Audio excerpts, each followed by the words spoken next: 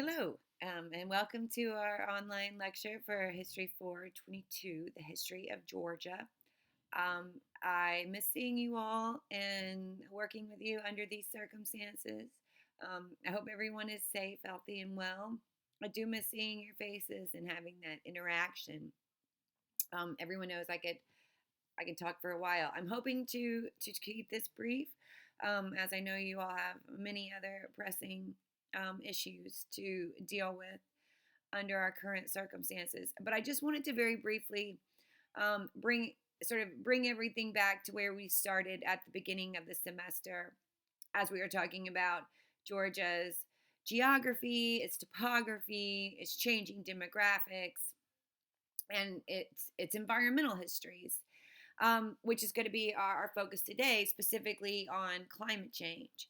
I'm going to go through this fairly quickly. Of course, there's numerous aspects that I'm really not talking about here. This whole climate change as a whole, obviously, discipline and sort of topic unto itself. But I wanted to bring it in as our last theme, as it's often talked about only at the end, and I'm doing the same thing here, although I hope I've interweaved it more than others. Um, if and In Georgia history texts, it is certainly not there at all.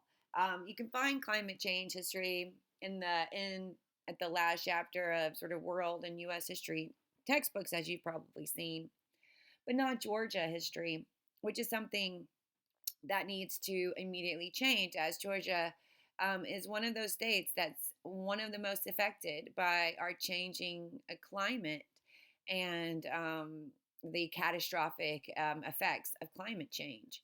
Often we think of climate change in futuristic terms, but I want to have a history lesson in here on climate change rather than thinking about what its impacts will be. Let's go through what its impacts have already been. Um, I want to also emphasize this as a critical part of Georgia history, one that needs to always be included. And I cite a 1997 AJC article that predicts that the South should fear global warming, an article written by Charles Seabrook, who was the AJC reporter. And again, this tells us just how long people have been talking about this issue, that it's not a recent focus.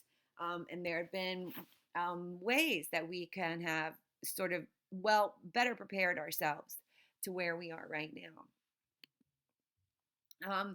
One of the ways that we can impact and measure how climate change is reshaping Georgia is by looking at its sea level. Interestingly enough, again, as we began our class in terms of the arrival of the colonists that will settle Georgia, they do so on the sea, along the sea in Savannah, and this is one of the places um, that uh, we can physically see the effects of climate change, as the sea level along the coastline is 11 inches higher than it was in 1950. Of course, this is going to have dramatic consequences on coastal communities, and we know many of these coastal communities are not only predominantly African American and even indigenous Native American, um, but that these communities are some of the state's most vulnerable and offer sort of some of its richest material history. And what I mean by that, right, are the things people made: buckskins, blankets, baskets. As the Gullah women and Gullah people make those beautiful their beautiful baskets that become a notable symbol of their life. Those things will also be lost here. So not only will people, and have people already, fled their homes, but they also leave with them, right, those rich historical artifacts that will also be gone. Many of the flora and fauna, the plants and animals along the coastlines have also, oh no, um, are also have become extinct due to some of this. Um, Extreme heat is another sign of this, Georgia has had a sustained drought throughout the 21st century. Um, it is predicted that by 2050, days over 95 degrees will increase over 500%. And that really puts the whole ecosystem, including humans, in a fragile state. Also, stronger storms.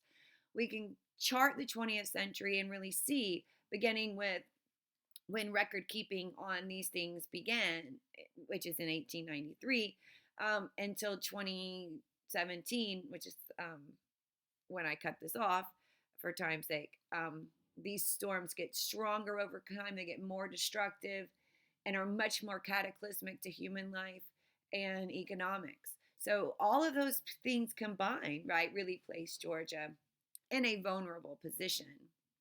Obviously, water is critical. Water is critical, fresh water to all natural life, clearly.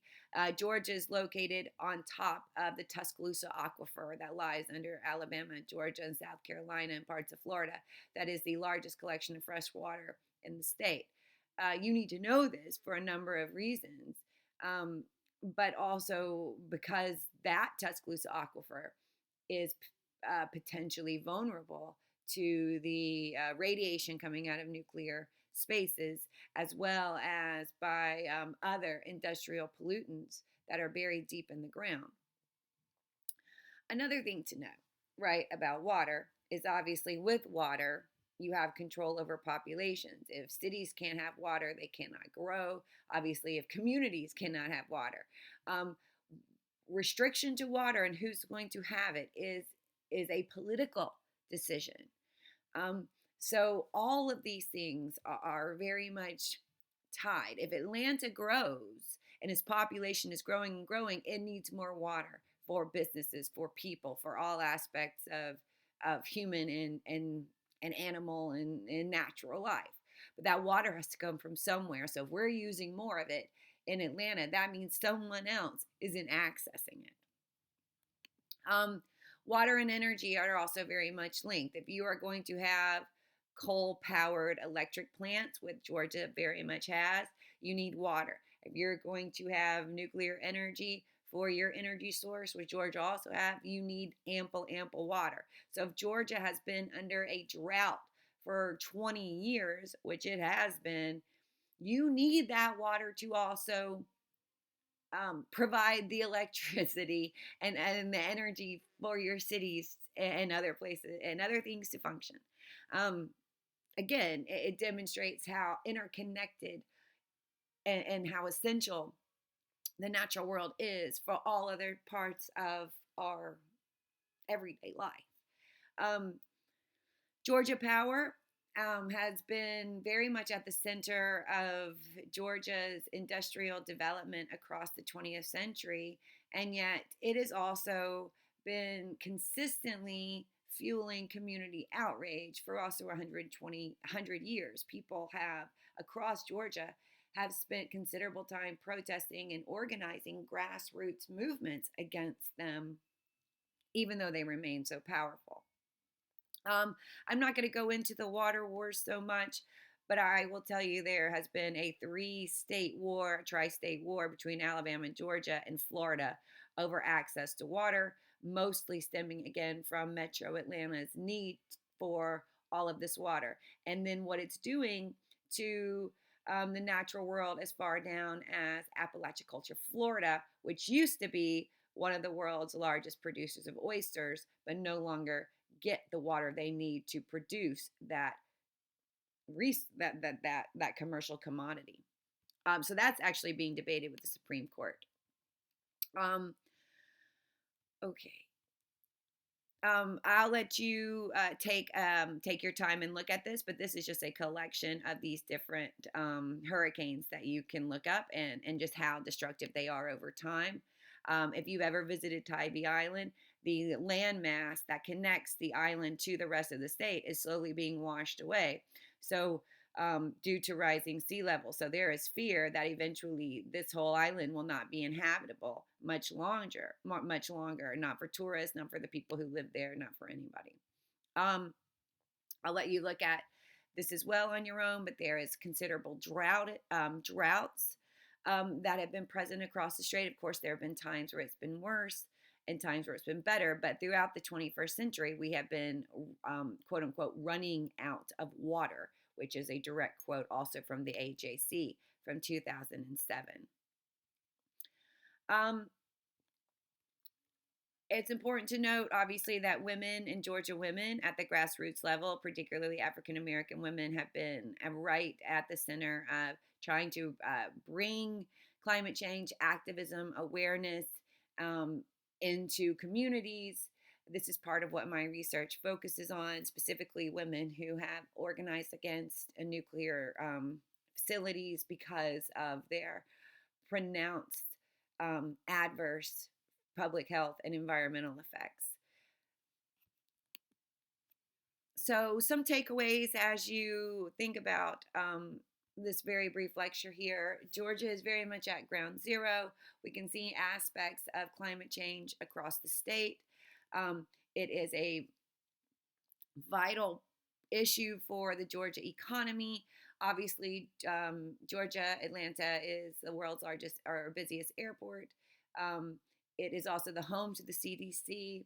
It is home to a number of essential um, um, industries. So, if our environment um, is disrupted, that also directly impacts economics and economic development. Also, in terms of environmental justice and racism, Shell Bluff, the community surrounding Plant Vogel, is one of the poorest in Georgia. It is also one of the sickest. It is predominantly African American. Joseph Lowry's organization at CAU was directly involved in trying to organize some of the residents against Plant Bluff and Plant Vogel, and to try to bring this awareness of the proliferation of cancer in the community to a national audience, and they did years ago. So there is increased public awareness. But remember, Plant Vogel is the only nuclear plant being built in the United States, and it has been quote unquote being built for over a decade, and it has cost over $86 billion. And if you're currently somewhere in Atlanta or in other parts of the state and have a Georgia power bill, you might take a look and see what you're paying every month to support this, as it's the ratepayers and taxpayers who pay for this, even though it is also producing a cancer cluster in Shell Bluff among the community. So think about this, right? Think about the way, I know many of you were interested in climate change as the topic. Obviously, as we've discussed, I'm not requiring the final project anymore. But any historical topic is inexorably linked to the environment, and it's never a separate conversation, as we are seeing in our time of our current pandemic. It's at the center of everything, as is the environment. So public health, epidemiology, and our natural world are very right at the center. And environmental natural disasters, catastrophes, are often followed by sweeping social changes and changes in policy.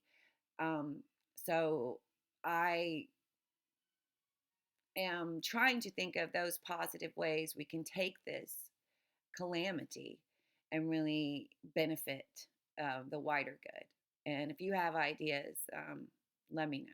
I hope you're all well. I do miss you. Take care. And I've enjoyed the semester as well.